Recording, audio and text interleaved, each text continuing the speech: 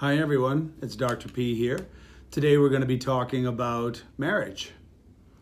Marriage is, without a doubt, the most difficult project that any of us can ever undertake. Think about it. If you wanted to lose weight, you could do it. It's all up to you, right? You want a new job, you want to go to college, you want to get an education, you want to invest in something, you want to travel around the world. Whatever it is that you need, or should I say want to do, you can do it. Absolutely. But when you're married, you see, making that work takes the other person too. And perhaps for the first time in your life, you realize that I can't make this go without this other person. So what I think I'm going to do is I'm going to try to mold them and change them into something that I want them to be rather than to accept them for who they are. Listen, I got to tell you, right off the bat, I have been married now for almost 22 years and been with my wife Lisa for 25 years. There's a picture over here on my right or left. I can't tell, I'm in reverse at the moment. But anyway, I'm going to put a picture of us up on a split screen, and it's me and my beautiful wife. And you know what? We've made it work. And first thing that I realize is that no marriage is going to be perfect and no person is perfect. But anytime in your marriage and you get focused on something that pisses you off about the person that you're spending your life with, and you focus on that consistently day in and day out, you're going to answer the simple question of how's your marriage going? You're going to say it sucks. My marriage sucks. Why is that? Well, because you're focused on one piece of this dynamic person that you're in a relationship with. So if you only focus on that one piece, then that's all you're going to know about the relationship in the first place. When in reality, every relationship, every person that's spending time with someone else, you got to realize they got some really rough edges. But overall, they're pretty smooth. Think about the first time you met the person you're spending your life with. And by the way, so you don't have to be married to get anything out of this conversation. It could just be young, budding love, a new relationship, deciding whether they should get married. But my point being is this, that when I first met Lisa, my beautiful wife, there were so many incredible things that I loved about her. You know, I couldn't wait to be with her. I loved the way she smelled. I loved the way she laughed. I loved when she held my hand. I loved her touch. I loved everything about her. Now, of course, it was early on in the relationship, so I didn't realize that there were going to be some other things that, weren't specifically as fun as the ones I just mentioned. And therein comes your rough edges. So with every relationship, you're going to have tremendously smooth edges, and then you're going to get a few rough edges. And you better be prepared for that when you're in a marriage. But a lot of people today are unfortunately struggling madly at home in their relationship. And I want to touch on why. And by the way, if I use the husband, the wife, in today's world, you might be a same-sex marriage or something. So I apologize if I use him or her or her or him or her, whatever. I don't know. It doesn't matter. So bear with me no matter what I say. I don't have any opinion on who you marry. It's your choice. So that when you get married, right, think about this. You're excited. You're going to get married and you met the person of your dreams.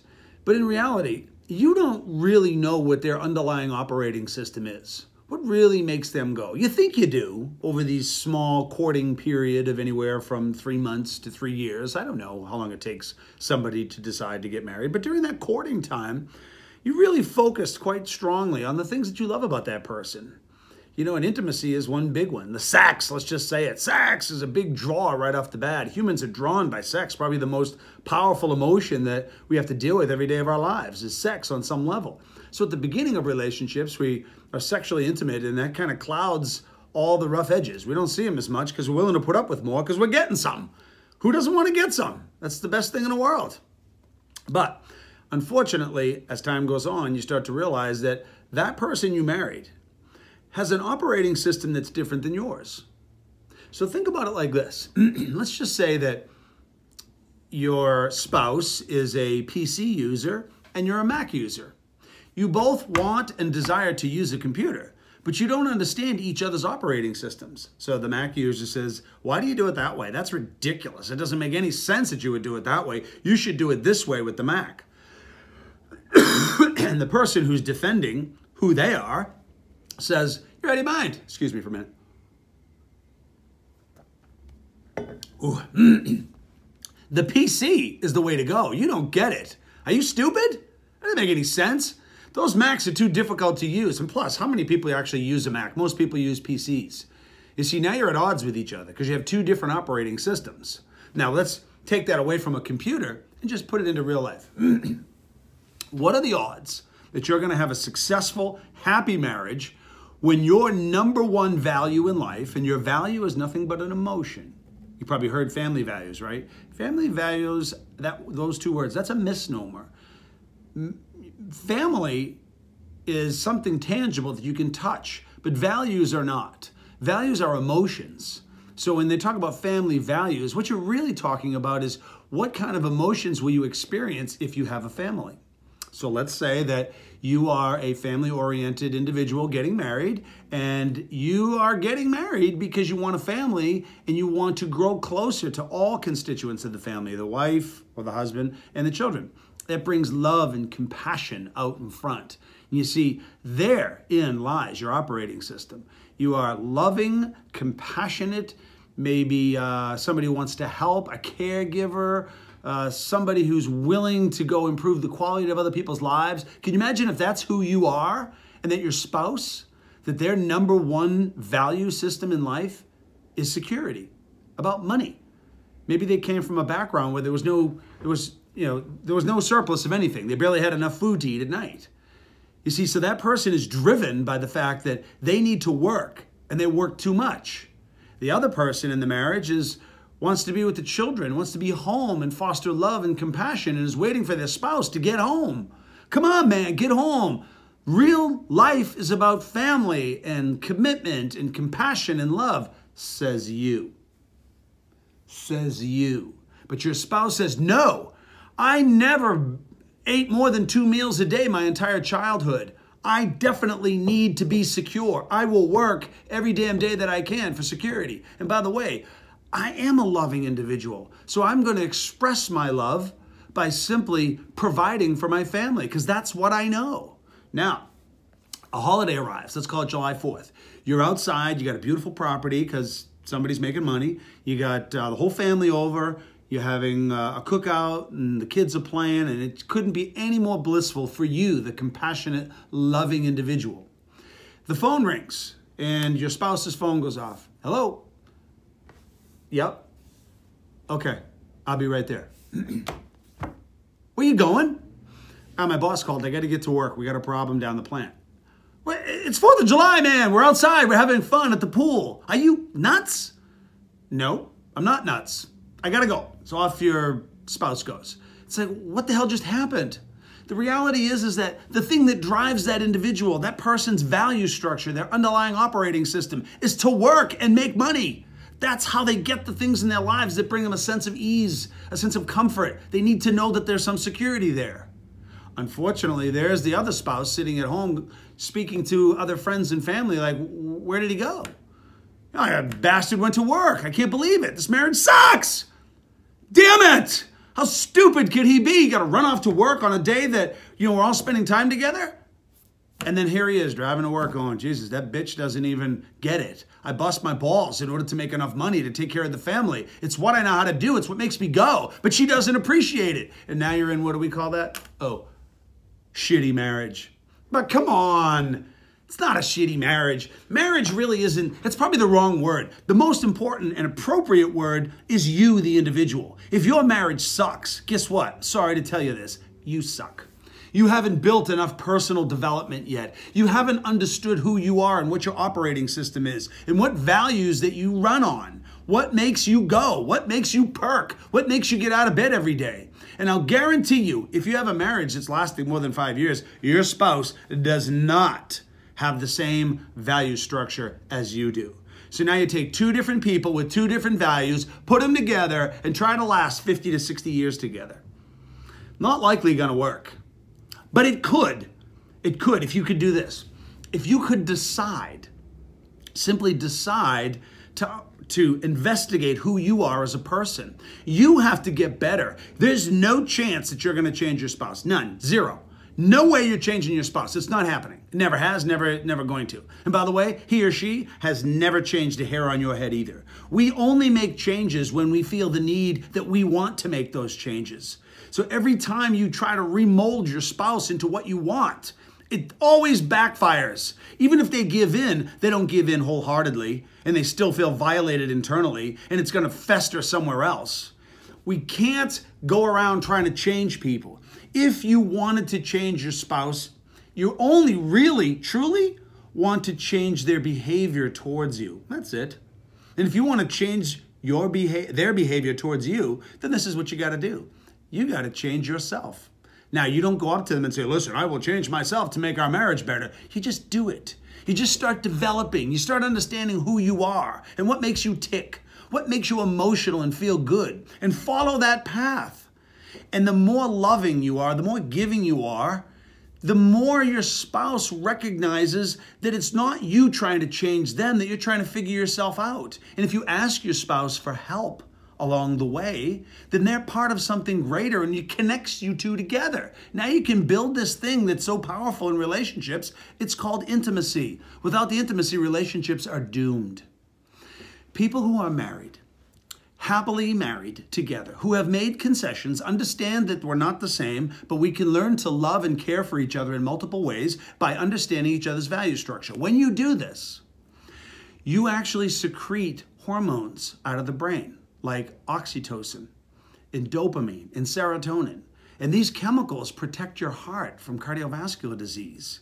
You see, people who are in successful relationships that have an opportunity to grow with each other and understand each other's operating system, to be careful not to stomp on it, those people live longer by up to 7 years, as compared to somebody who is either not in a relationship or somebody who's divorced or somebody who is alone.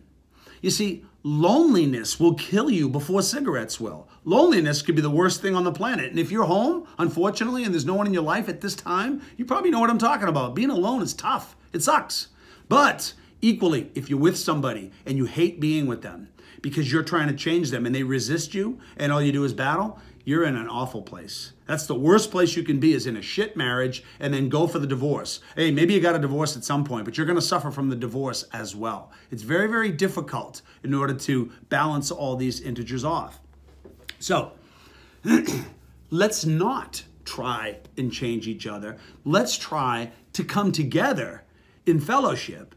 And I got to tell you this, if you do that and the hormones secrete, then you're going to protect your heart and have a longer, healthier life. People who are married successfully make more money. And yes, believe it or not, they have more sex than your wild and crazy friends that are telling you they're, banging everybody like a Salvation Army drum, but that's probably not true.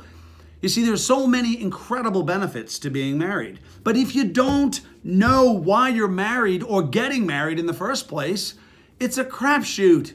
It's just about reacting to the environment that's around you. And by the way, unless you've had some formal education in understanding your own value structure and how to communicate, you're winging it. And man, is it a painful thing to wing. Winging a marriage? Holy shit, what could happen? How about financial ruin, emotional ruin, physical ruin, all the crap that's out there that we actually do to ourselves because of our inability to understand ourselves. Marriage is not about the two. I'm going to be the first to say it's not about the two of you. It's about each one of you individually, knowing who you are, loving yourself, and then understanding who you are and what values make you tick, what makes you go. And by the way, not only the good values, it's also the negative values. Negative values are things like disrespect, it's rejection, it's frustration, it's abuse. All these things can be festering within us. And what do? We puke it on our spouse. I'm going to give you an example. When you struggle to connect with your spouse, have you ever just turned to them and said, you said on the altar that you would love and care for me in sickness and in health, and I'm not getting that. What the hell is your problem? Now, the minute you say this first word, you, when you lead with you, the ears go, whoa. Your spouse, I don't care, male or female. The minute you say you and you point a finger, boom, 50 to 60% of their hearing just stops. They don't hear you anymore. And now they're like, whatever. I don't care. So a great way to overcome that is to do this. Let's say you go, I'll give you an example.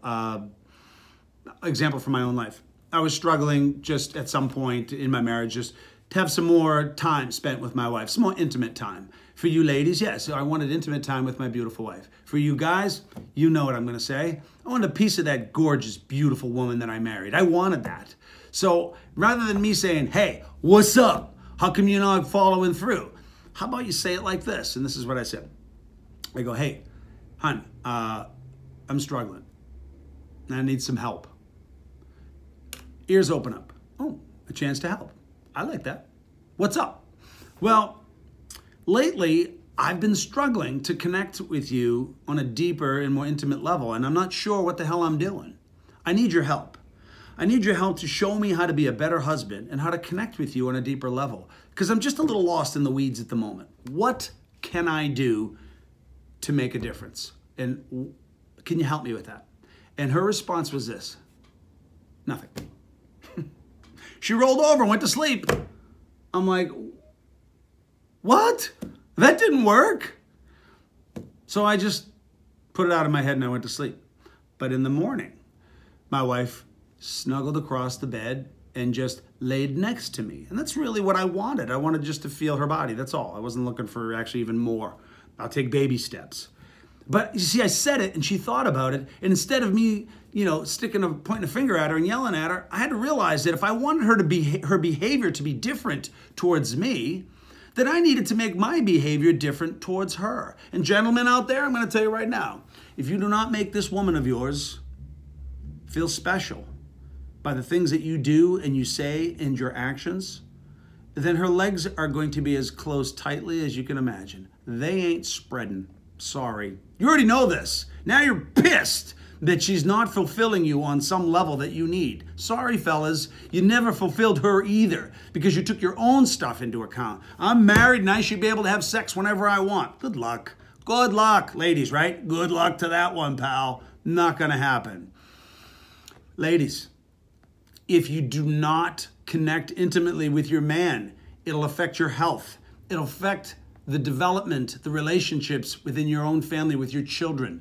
Your marriage may be suspect. He'll become lonely and introverted and pulled aside. He'll withdraw from you. And if somebody comes along that might happen to fulfill what you're not fulfilling, he may be off in a whole different place. And that'll seriously ruin the relationship. And fellas, you must seriously get a grip with your emotions. You see, your father, if it was anything like, my father was a great man, so I can't use that as an example, but many fathers today are from the old generation like, this is the way it is. The women are the emotional creatures. We're not emotional. Leave that stuff for the ladies. Are you nuts?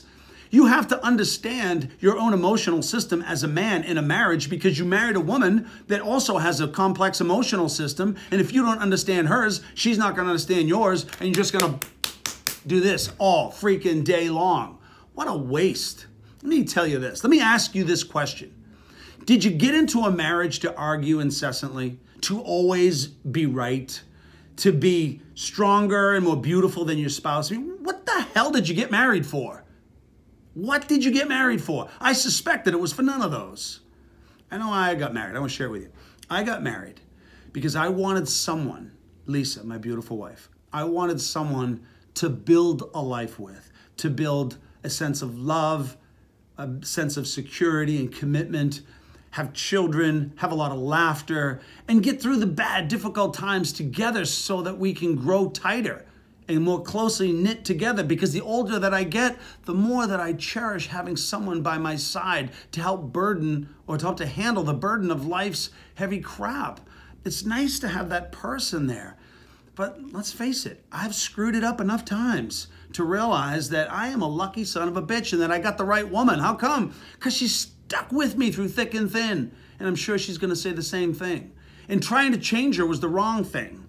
Changing me was the right thing. At the 18th year of my marriage, I began to realize this, that why am I still doing the same stupid pattern over and over, trying to change my lady? She's not changing.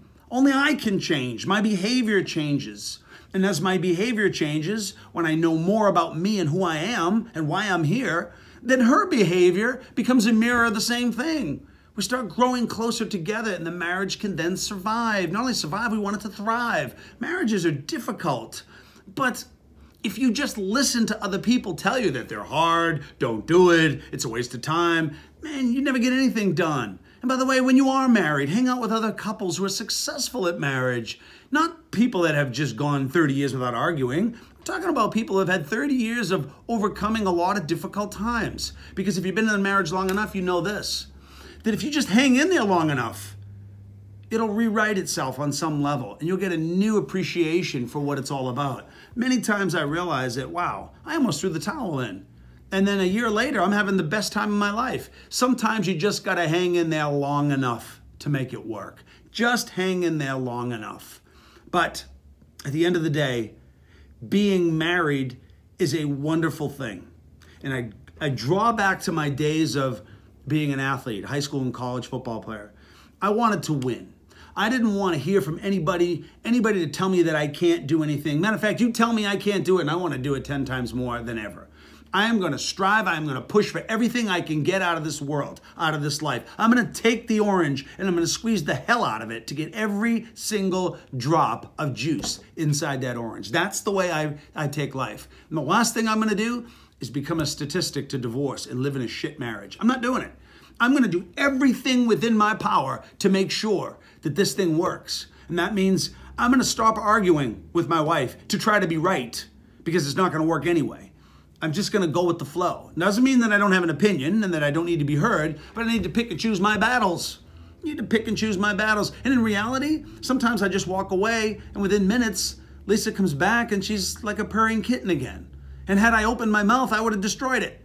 Just leave it alone sometimes. Just enjoy what you have. Marriage is the most challenging thing ever.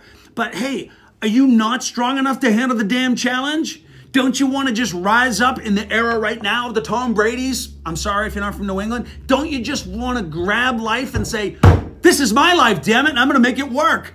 Oh, but when I go home, I'm going to frig up my marriage. I'm going to look at that bitch, I'm going to look at that asshole, and I'm going to just keep on them constantly. What the hell? I'm not getting what I want. Come on, man. Marriage is about intimacy.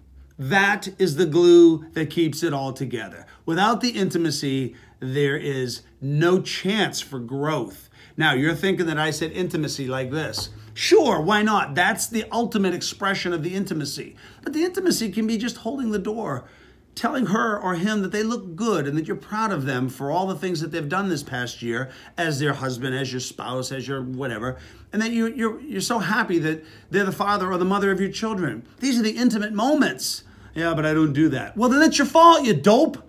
Don't do that. Get intimate. And if you're not skilled at it, then take your phone out and text your wife or your husband every day and say, I love you, I love you, I love you. Say it over and over and over and over. You have to understand that what you say and what comes out of your mouth is received by that other person. And if it's garbage, then they're going to perceive their marriage as garbage. Men who cheat on their women are lonely, ladies. And men, women who cheat on their husbands, want out. They don't want to be in it. Why do you want to get there? How about you give every damn thing you got to make yourself the best that you can be, to understand your value and who you are and the way you've grown up and the type of life that you've developed. You need to know who you are.